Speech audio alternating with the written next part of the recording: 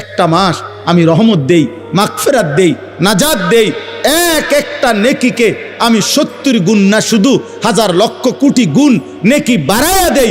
এত কিছু দিয়ে আমি চেয়েছি যেন আমার বান্দা জান্নাতি হয়, মুত্তাকি হয়। তুমি বান্দা কদর করো। আর যদি কোনোভাবেই কদর না করে তো শেষ কথা হলো, মনে রাখবেন রমজানকে যে কদর করে না, রমজানেও যে গুনাহ করে, রমজানেও যে জাহান্নাম থেকে বাঁচার চেষ্টা করে না, রমজানেও যে জান্নাতের আমল করার চেষ্টা করে না, ভাই আমার, ছেলেরা আমার, বাবা আমার, পর্দার আড়ালের মা বোন আমার, সবাইকে এই শেষ কথা বলি।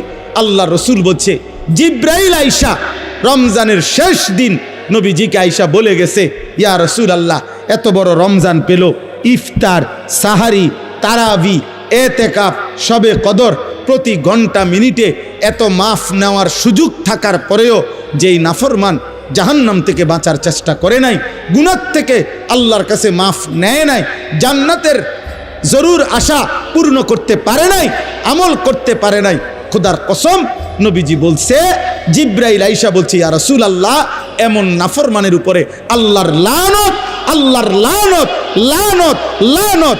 নবী বলছে আমিন, আমিন। মানে নবী বলছে, হ জিব্রাইল, আমিও বললাম আল্লাহ এমন লানত আপনি কবুল করেন এই নাফরমান উম্মতের উপরে, আমি নবীরও লানত, যা তোর রূপে খোদার লানত পড়ুক।